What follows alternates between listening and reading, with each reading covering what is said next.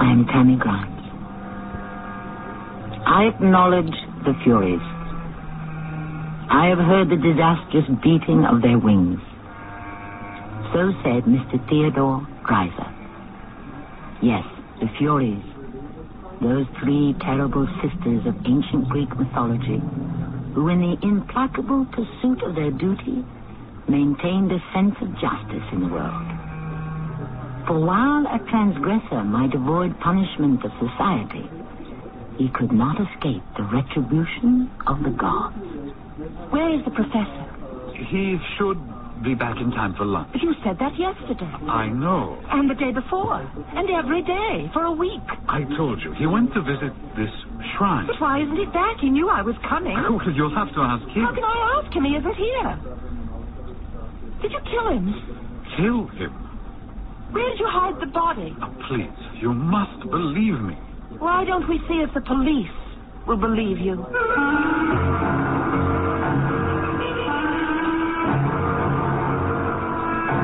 Our mystery drama, The Jataka, was written especially for the Mystery Theater by Sam Dan and stars Marion Seldes. I'll be back shortly with Act 1. What fruit comes in a rainbow of colors, all delicious? Plums. Summer fruits, it wouldn't be summer without them. It's plum picking time at your supermarket. Fresh from the tree, taste them and see. Sweet and juicy or tart and tangy, California plums are just plum good. Nature's way of smiling, sunshine on a tree. Fresh plums. Sponsored by the Growers, California summer fruit. Weekdays on CBS television. Watch your favorite daytime dramas. Follow the continuing story of people locked in a struggle of passion, right and wrong, coming face to face with themselves and their desires on The Young and the Restless.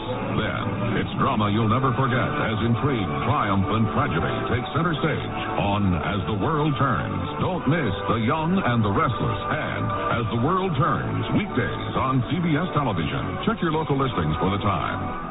Hey, what's going on here at Chatham? Look at these prices. Incredible. Try to control yourself, sir. Those are just Chatham's cash dividend specials. You mean extra special, super fantastic Calm special. down, sir. You see prices like that every week at Chatham. Look at these prices. 9 cents a nickel? I've never seen anything like that. Right. You see, for every $1 you spend at Chatham, except on alcohol and tobacco products, you get 1 cash dividend coupon.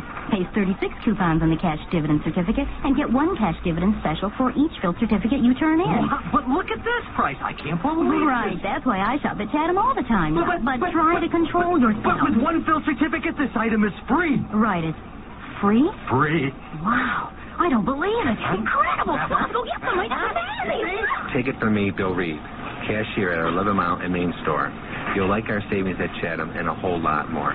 This week at Chatham, get a 12-ounce carton of Borden's cottage cheese absolutely free. 1 filled cash dividend certificate.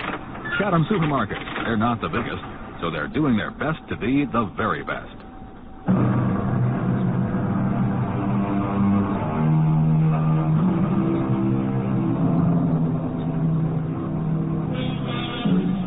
Her name is Geraldine McElroy.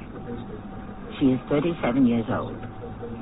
And while it is not exactly accurate to say that she's never been kissed, it may be stated that it's been a long time between osculations. No, not because Miss McElroy is unattractive. Actually, she isn't at all bad looking, if you fancy the prim, bookish, serious type. It's just that Miss McElroy's passions have been more or less exclusively devoted to the religious poetry that was written in an ancient Sanskrit language, a tongue she speaks, reads, and writes as fluently as her native English. Well, the year is 1902. She has been a guest lecturer at a seminar that was held at the University of Delhi in India. The session is over, and it is time for tea. Ah, Miss McElroy, we meet at last. Professor Yankling, won't you sit down? Ah, thank you. Tea? Oh, of course. I read your monograph on the Boistat. And what did you think of it? Positively brilliant. Thank you, Professor. So, you're the one who is going to carry on after I'm gone. Professor, you'll be here for a long, long time. No, I won't, my dear. What does it say in the Jataka? The just are those who seek to escape the endless reincarnations on the wheel of life. Do you believe the Jataka? The Jataka. The story of the birth of Buddha. Do you believe in the Jataka, Professor? Now I only seek the blessed state of nirvana. To be at one with the universe. To accomplish this, I need but find the stream. The stream? The stream of the Jataka. Ah. Yes, thus speaks the Jataka concerning the youth of our great Lord. There was the trial of the strength in his father's court. Who could shoot the arrow the farthest? And our great Lord bent the bow, and overshooting all other marks, the arrow passed far and wide and beyond sight. You recall? Yes. At last, it fell. And where it touched the earth, there broke out a stream which presently became a river. And our great Lord said, whoso bathes in it washes away all taint and speckle of sin, and is freed forever from the wheel of endless life. Oh, I've never heard the tale told more beautifully. But where is that river? Where did that arrow fall? If we only knew. But I must know. I must find it and bathe in it before it is too late. Before I die. Are you saying you intend to search for the river? Oh, yes, with all my heart. Oh, there is Professor Dodson signaling to me. Well, shall I see you tomorrow? Oh, no, I must lecture at the university in Srinagar. Srinagar? Why, that's not far from my home in Cargill. How long shall you be there? A week. Then you must visit. But I must leave soon for London. I shall be home every day the following week. Well, if things work out.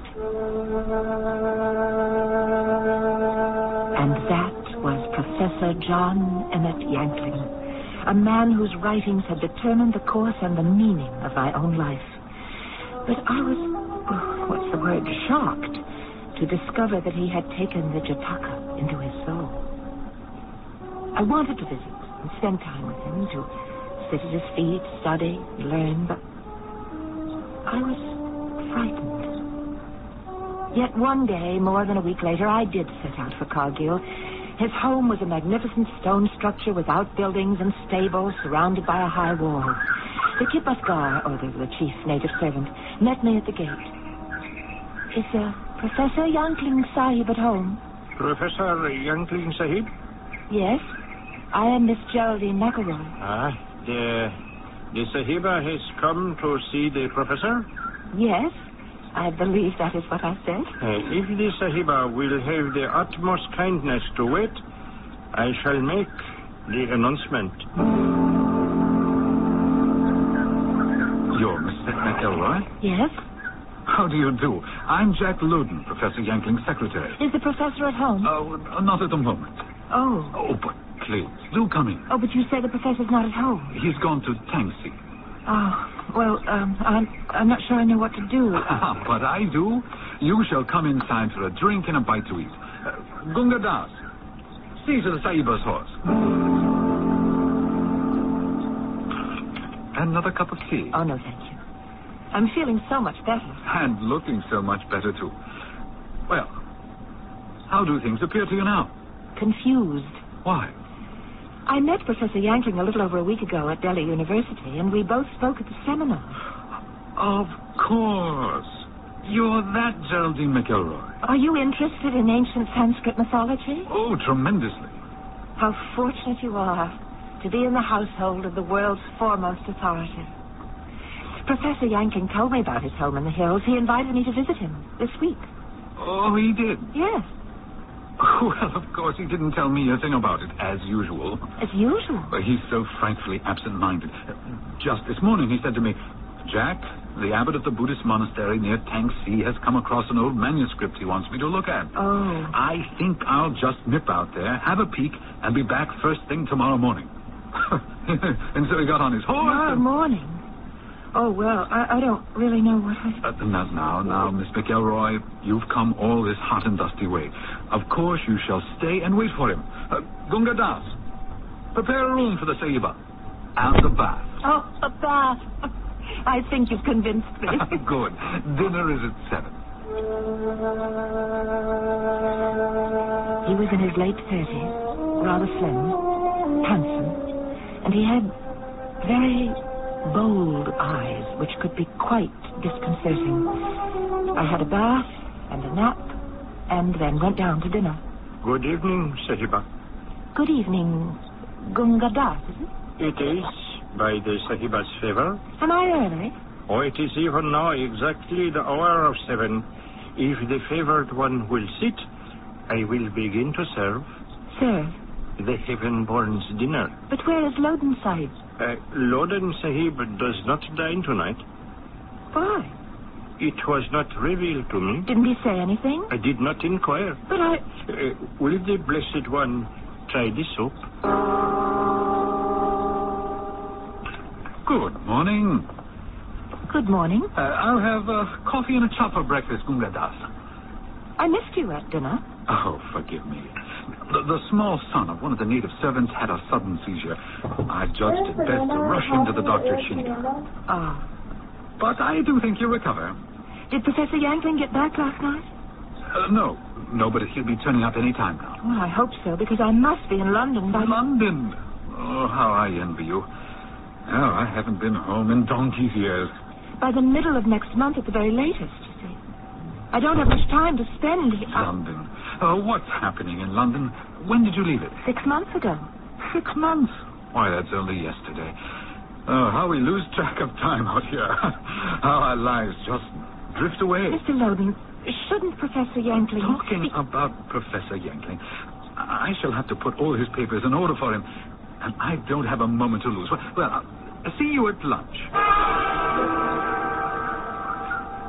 Sahiba? Oh, Gunga Das. I've been looking at the horses. Beautiful, aren't they? Oh, yes. Especially that white stallion.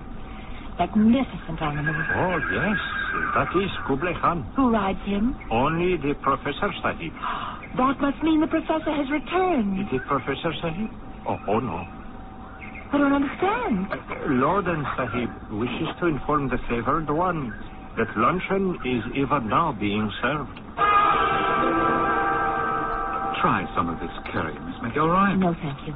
Well, the fish? No, I'm really not very hungry. This fish, less than an hour ago, it was swimming in the stream that meanders through the fields just below the house.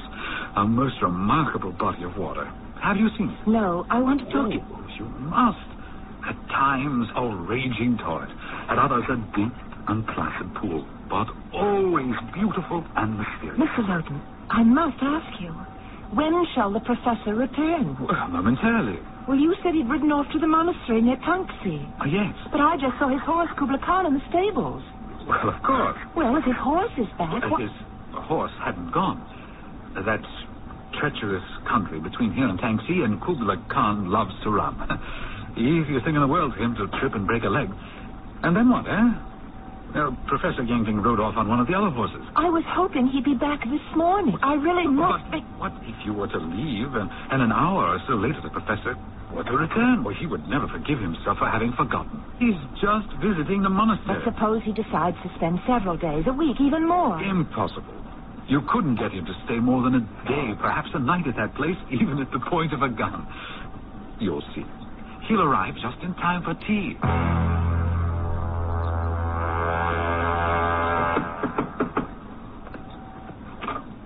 Oh, Miss McElroy. Mr. Loden, I must speak with you. Well, of course. Won't you come in? I was working on the professor's papers. It's 3 o'clock, and the professor still hasn't arrived. Well, knowing him, perhaps he paused to simply meditate. Do you set aside a portion of the day for meditation, Miss McElroy? He could have met with an accident, you know. He might have been thrown from his horse. My dear Miss McElroy, I'm sure you alarm yourself needlessly. But shouldn't we go out and look for him? There's absolutely no danger. In a few hours, it'll be dark, and... What is it? Oh, nothing. I've been indoors all day. I think I'll go for a walk. Younger Dad? Ah, Sahiba. Where is the Professor, Sahib? Where? I believe thou hast heard me. The Professor Sahib. Who knows? I wish to know. Unfortunately, this unenlightened one cannot say. Saddle my horse. Sahiba? And another for thyself. We go to look. No. At once. It shall soon be dark. Then we must move quickly. Saddle the horses.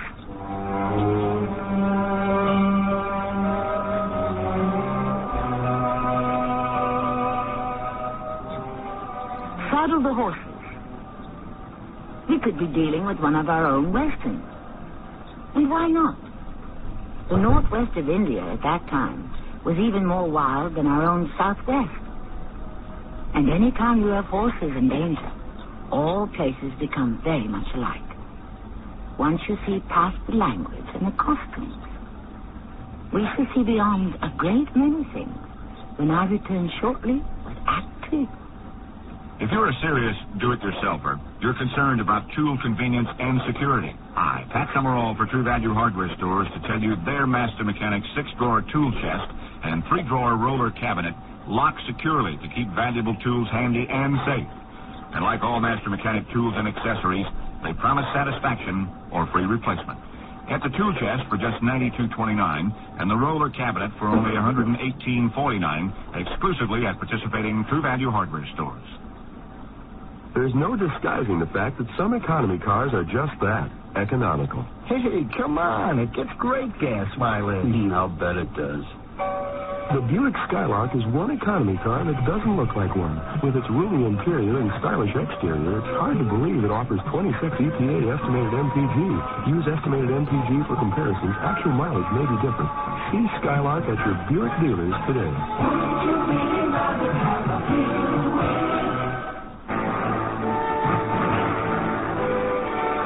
Northwest Orient Way is your fast, convenient non-stop way east, with 3 non-stops to Boston every business day, and the only wide cabin service going. Pittsburgh, 3 non-stops every business day, including the first flight out each morning. Plus, Northwest Orient features low way-to-go fares to both cities. Fly non-stop to Boston for just $136 each way on a round-trip purchase.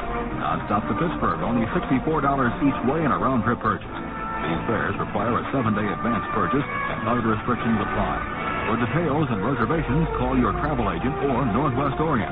Working hard, doing things right with non-stop service and low way-to-go fares each. That's the Northwest Orient way.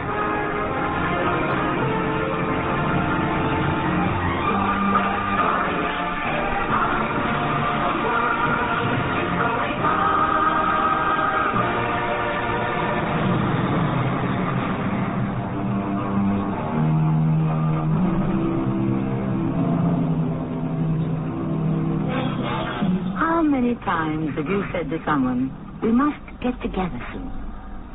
And how many times have you meant it?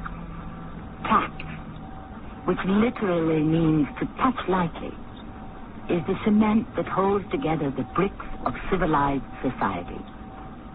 And what is tact, after all, but a lie, a gentle lie, a gracious lie, even a necessary lie, but still a lie. For all that. So when Professor John Emmett Yankling invited Miss Geraldine McElroy to visit his home high in the mountains of northwest India, had he been truthful or tactful? He would have come this way then. If he has gone to Tansy, yes. Thou sayest if he has gone. Why if?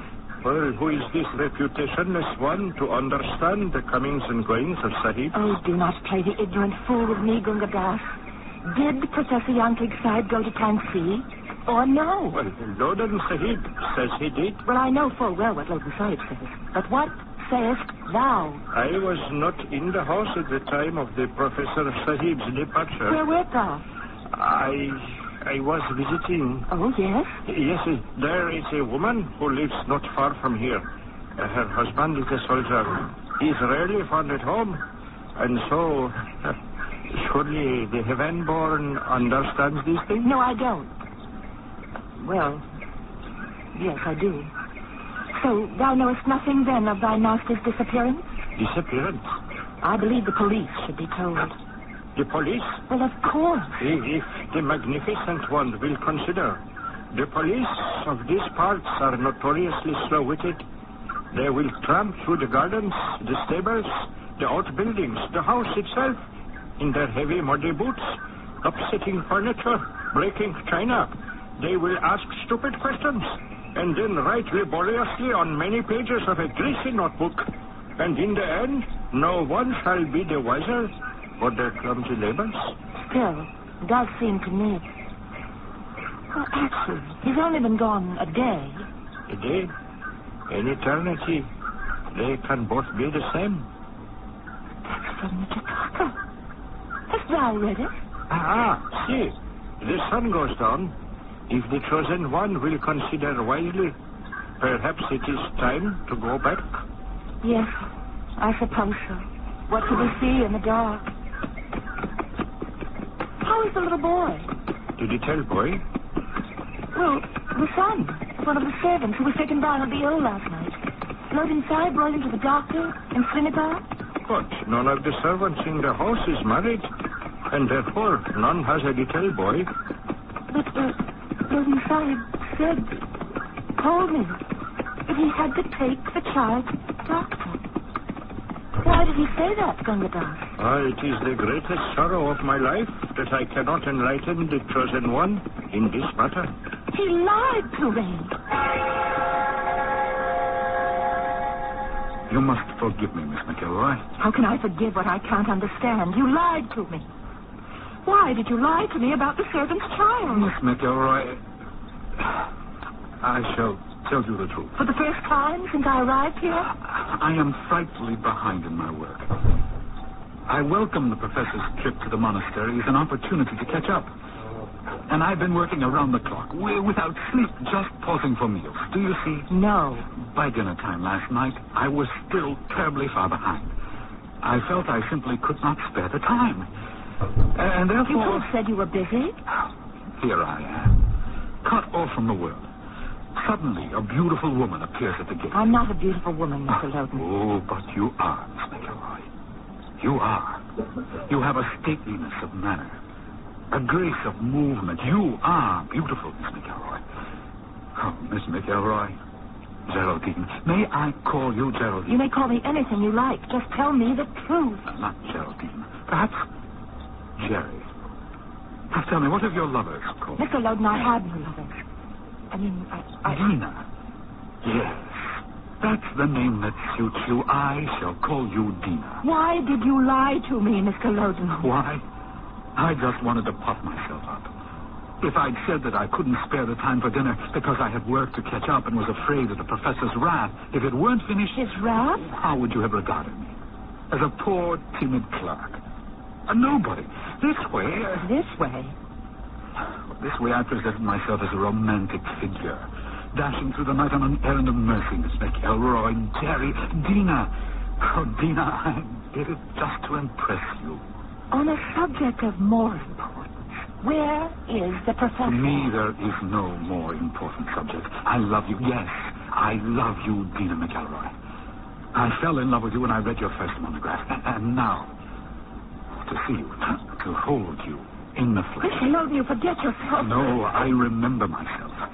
I remember my dim and distant self from an all but buried past. Before this time of terrible exile, when the blood coursed through my veins, when I wanted and needed love. Don't touch me. No. Don't be afraid to love, Dina McElroy. No. I love you, Dina. Oh. Let me hold you. Oh. Hold you close to my heart. Please, no. Tell me you love me. Love. Isn't love all there is to the world, the real world? Oh. All that matters. Tell me you love me. We are...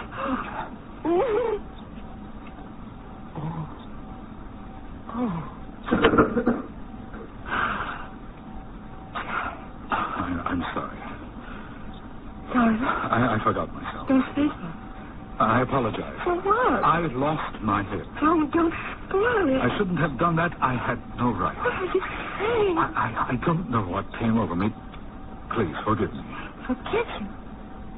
Is that all you can say to me after I... It's just that it's been so long since... This is what I have to say to you. Gunga, Sahiba, I want my horse. the favored one wishes to ride. I'm leaving. No. At once. But soon it shall be dark. I will not remain here another moment. But the Sahiba cannot. Do as thou art told. Oh, Regent One. Up. Get up. What dost thou on thy knee? Oh, flawless one. Heaven Oh, born. enough of that, too. Stay. What is it to thee if I stay or go? Loden Sahib, he shall kill me also. What is meant by that? He shall kill thee also. Where is Professor Yankling Sahib? Where? Speak. Dead? What sayest thou? Dead. He can only be dead. Thou hast seen a murder committed? Speak. No. Thou hast seen the body? No. Well, then why dost thou bring the charge? He had words, the two Sahibs. Loud, angry words. That's no proof of murder. Loden Sahib says that our master has ridden to the monastery near Taxi. Yes? On which horse? Not his own. Well, on another, obviously. Not from our stables. We have 5. All are still there. Therefore, the master is dead, and Loden Sahib has killed him. Why? He hated the other. For what reason? Must there be a reason for hatred? It had to do with the sacred book. Jataka. The Jataka speaks only of peace and love and tranquility. Nothing in it could ever inspire a man to murder. How much killing has been tranquil? Have been so many of those who performed it. Please. Should he kill thee? Because I know his secret. What secret? It is best the favored one should not know. Sometimes ignorance provides the safest haven of all.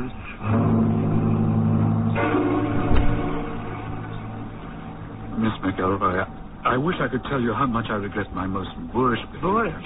I had no right. Right? I said certain things to you. Yes. I had no right to say them. Why not? I am not free to say them. Oh. Are you married? No, it's nothing like that. What is it then? Well, nothing can ever come of my saying them. Why? That's very well. Let us consider the incident forgotten. Forgotten? Now, where is Professor Yankling? Well, he should certainly be on his way back from the monastery by this time. I think we can agree now that he never left the monastery in the first place.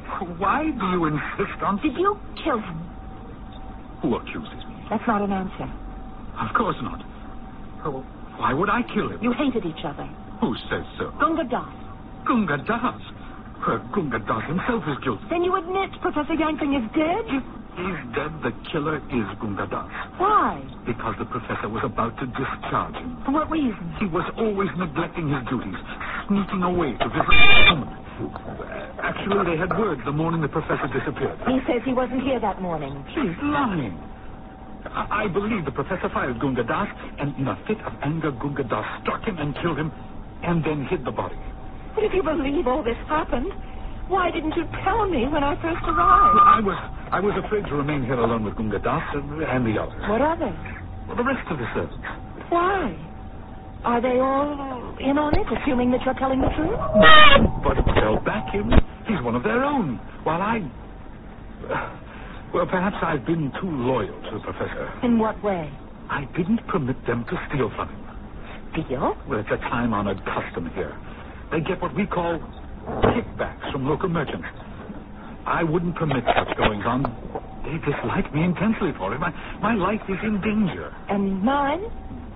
No, they wouldn't dare. They couldn't explain your disappearance. Then why does Gunga Das want me to stay? Shouldn't he feel safer with me in England? He's devilishly clever. He's working on your sympathy.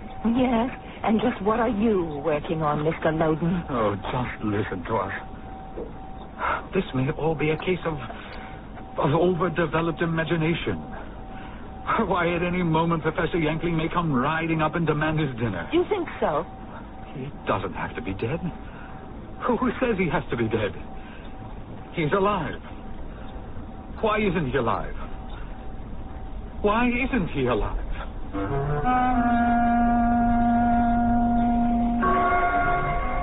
Why? Why isn't he alive? One reason could very well be that somebody killed him. But we seem to have very little hard evidence to support any sort of foul play. We have the standard innuendos and disconcerting little odd pieces that seem to not be part of an orderly pattern. Is it possible that the professor is really alive? Is this basically a tempest in a teapot? We shall have more when I return with Act 3 shortly. What do doctors recommend to avoid constipation? These days, doctors stress the importance of fiber in the diet. Food fiber that helps the system regulate itself naturally. Metamucil is the laxative made from natural fiber, no chemical stimulants. So for occasional constipation, doctors recommend Metamucil more often than any other laxative. Try Metamucil powder or pre-measured packets of Metamucil instant mix, regular or orange flavor. Read label and follow directions. Hotel coupon and discount offers are confusing and limited. That's why the world's largest lodging chain invites you to call Best Western before you call anyone else. Chances are you'll find the Best Western just where you need it most at a price you'll want to pay. No strings attached.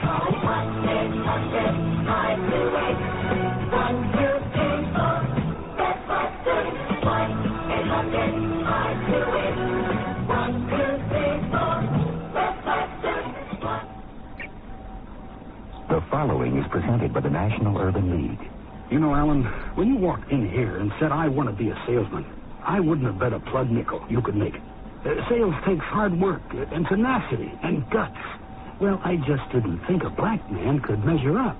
Too often in today's society, people are judged solely by the color of their skin rather than by what they can do. But when people are given a chance to make something of themselves, there's no limit to what they can do. And now here you are, our newest district manager. What do you say to that? All I ever needed was a chance. Everybody deserves a chance to make it on their own, regardless of race, creed, color, or sex. The Urban League is dedicated to achieving that, and you can help by opening your heart and your mind and giving someone that chance. To find out exactly what you can do, write National Urban League, 500 East 62nd Street, New York, New York, 10021. A public service message of this station, the Urban League, and the Advertising Council.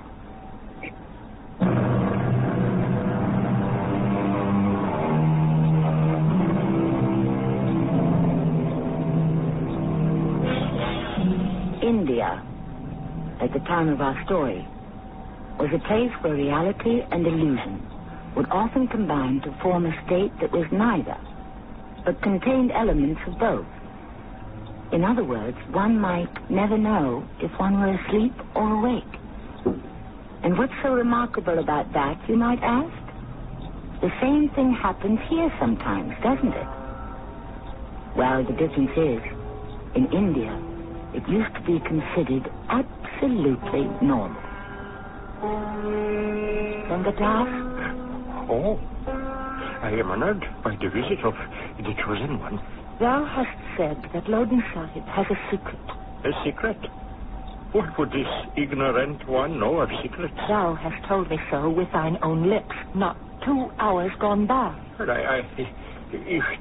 if the exalted one will listen... I will listen to nothing but the secret. There is no secret. This vilest one, this despised one who is lower than the dirt beneath the Sahiba's feet, lied. Lied? Well, so that the fountain of righteousness would believe ill of Loden Sahib, and thus avert her anger or suspicions from poor Gangadas.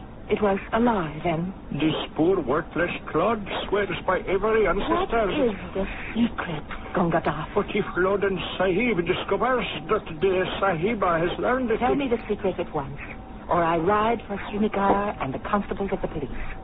I shall say I hear a murder has taken place, and that thy actions have been suspicious. Oh, no. The secret. Back in Belet, in England... Yes? Loden Sahib killed a man. And? That is the secret.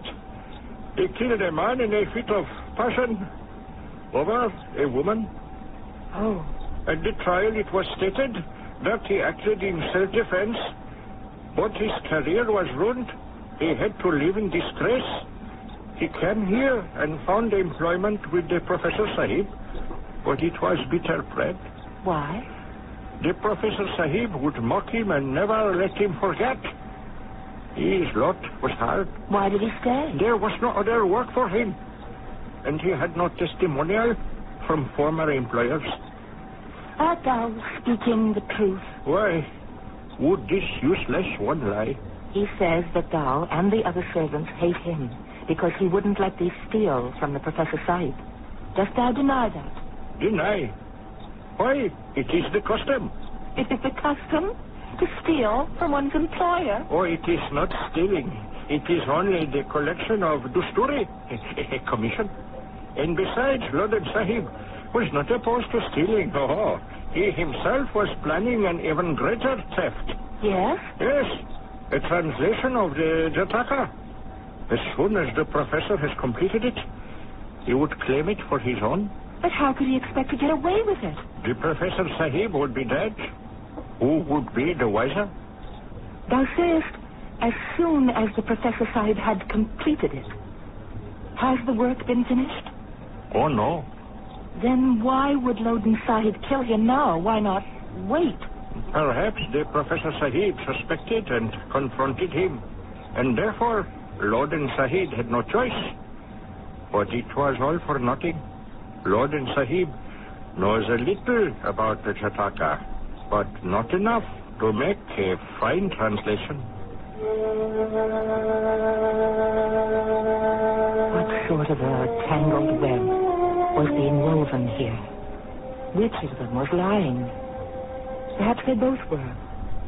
Had Jack Loden killed a man back home? Did he plan to steal one of the professor's translations? Should I remain here? And there was a knock at my door. Miss McElroy, may I speak with you? Is there news of the professor? I don't know what has become of the professor. Why don't we send someone to the monastery to inquire? I suppose we must. First thing in the morning. Is that what you wanted to talk to me about? No. No, the professor has been working on a new translation. Yes. In the event that something might have happened to him, the unlikely event, I'm sure... I was wondering, could you complete the work? Oh, I'm afraid I must be leaving very soon for England. I wouldn't have the time. But surely, to a person like yourself, nothing could present a greater challenge. I brought the manuscript. Please, look at it. Suppose the professor were to walk in here right now. Do I have the right? He would welcome your opinion. No, I don't think so. Please, Charlie. Geraldine? Dina? Tell me, Mr. Loden, are you going to try to make love to me again? Perhaps. Perhaps, with all the confounded cheek. Don't be so cavalier. How many men have tried to make love to you in your lifetime? Oh, you scoundrel. In my own way, I do love you. Your own way. Get out of here. Both of us are flawed. Each of us is the best the other can get. Oh, please, get out. Won't you even kiss me goodnight?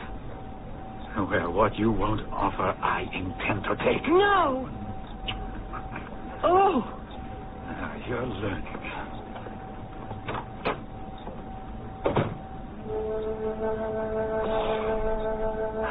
He was absolutely repulsive.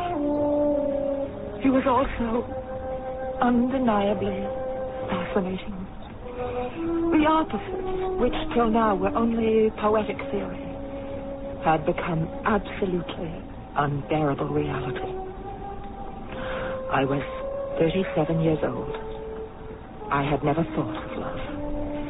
As a girl, I was too tall, too awkward, and so I became consumed by my studies.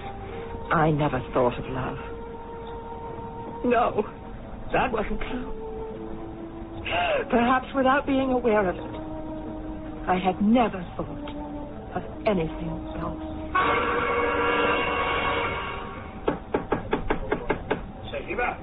Yes, come in. The morning brings news. News? Has the Professor Sahib arrived? Yes. Oh, good. Tell him I shall join him for breakfast. That will not be possible. Why isn't he having any? Well, it would have been more accurate to have stated that his body was found. Oh. Then he's dead. Oh. Where was it found? By a bank of the stream. The stream that flows by the house. Oh, no. The police sahib is here and would like to discourse with the favored one. Miss McElroy, I'm District Superintendent Selby. How do you do, Superintendent? Well, I'm sorry this had to happen while you were visiting. A farmer down the stream saw the body. Could Professor Yankling have fallen in and been drowned? Well, there's a nasty bruise on his left temple. Well, his head might have struck a rock while it was being washed downstream. Yes, except we have Mr. Jack Loudon. There's a bad hat. Why do you say that? Well, man has a vicious temper. Already committed one murder back home. Oh, you knew that. I thought it was a secret. Well, precious few secrets out here, Miss McElroy. Do you accuse him of the murder? Well, there was bad blood between Jack Loudon and Professor Yankling. But that could be servants' gossip. They didn't like him, you know. Oh, well, no one liked him. And we kept asking old Yankling, why don't you send the beggar packing? But the professor had a heart as big as all outdoors. So how could I ever do that, he'd say. Poor fella, never get a job anywhere else. And this is how the scoundrel repays the kindness. Well, I think we'll just take him along to the station. I am sure he'll break down and confess. His kind always does.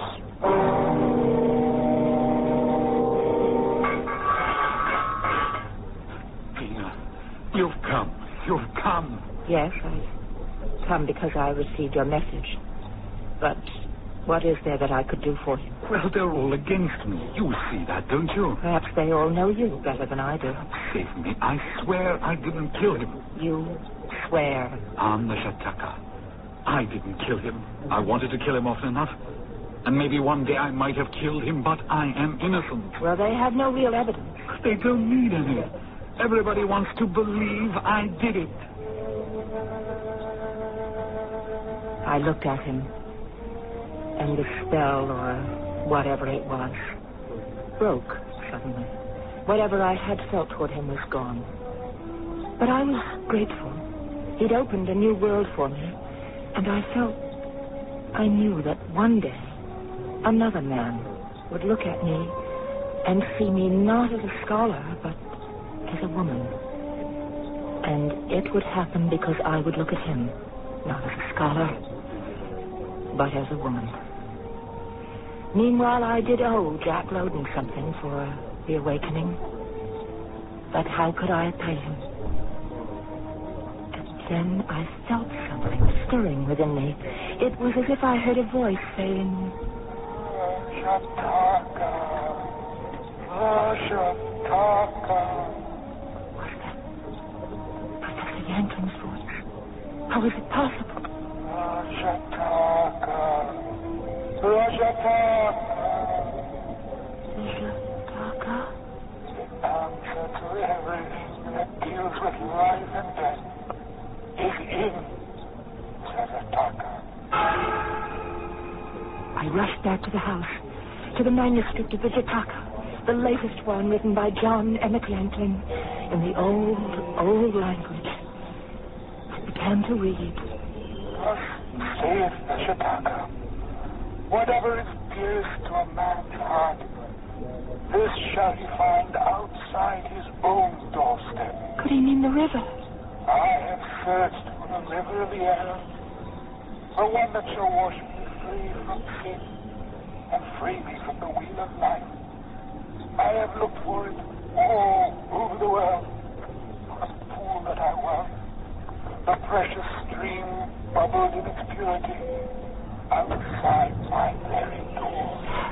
The river just below us. And so, before dawn, I shall steal out to the river, when none shall see, and place myself into the water, and into the arms of our great Lord.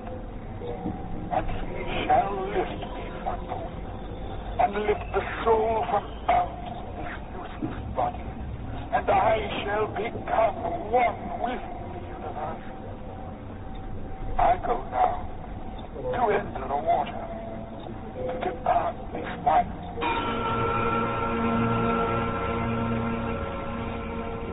And this is what that says? Yes, but just about, Superintendent. Well, in effect, then, what the professor was saying, he intended to drown himself. That is one interpretation. So then, what we have here is actually a suicide note. Suicide? Well, what else can be made of it? Quote, I go now to enter the water to depart this life. Things as clear as crystal, what? I suppose.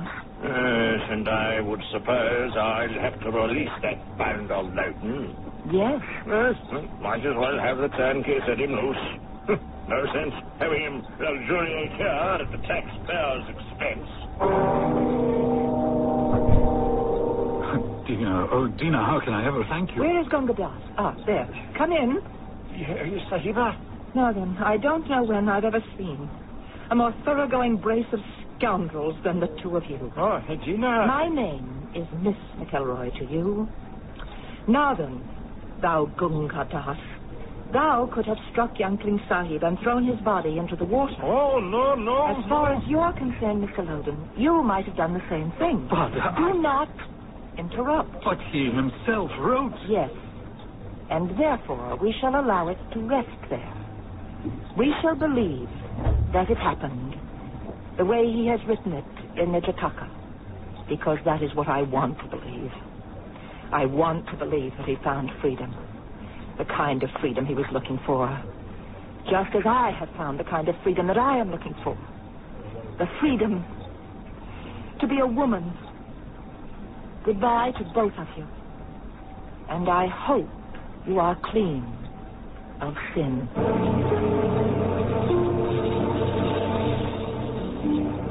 And so do I. Wouldn't it be wonderful if the professor had finally found the river of the Arrow and had its waters wash him clear from every taint of sin and release him into the centrality of the oneness of the universe? Why shouldn't we believe it? Why must we always suppose that the worst always happens? Why can't we have a positive, upbeat ending where virtue and faith finally triumph? I shall return shortly. If you've been reading about wise money management in your favorite publications, you've undoubtedly heard about Dreyfus Liquid Assets, one of the world's largest money market funds, and about the big yields you can get on your money right now. Start with as little as $2,500. Make added investments as low as $100. With Dreyfus Liquid Assets, your money is yours whenever you need it. Phone for it, have it sent to your bank, or write a redemption check for cash or to pay your larger bills. You keep right on earning that high yield, compounded daily until your check clears. No penalties on interest, no sales charge, no charge for the check. It's so simple, sensible, convenient. But find out for yourself. Call toll-free 800-228-5000 for free information and a prospectus, including management fee, charges, and expenses. Read the prospectus carefully before investing or sending money. Discover how Dreyfus Liquid Assets can help you get the lion's share of today's high money market rates. 800-228-5000. Toll-free 800-228-5000.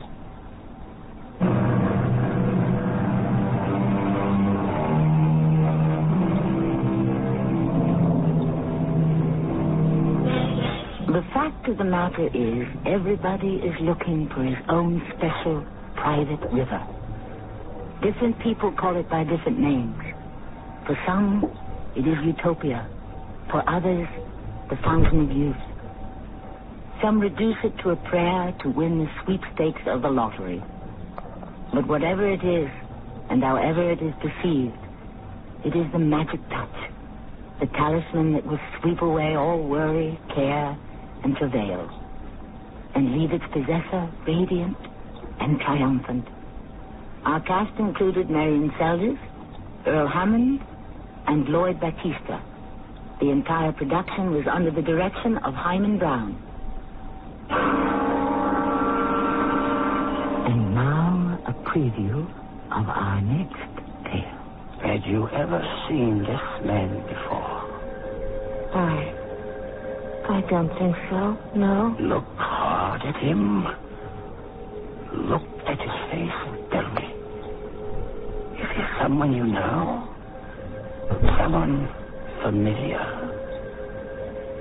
I can't tell. Why not? Try.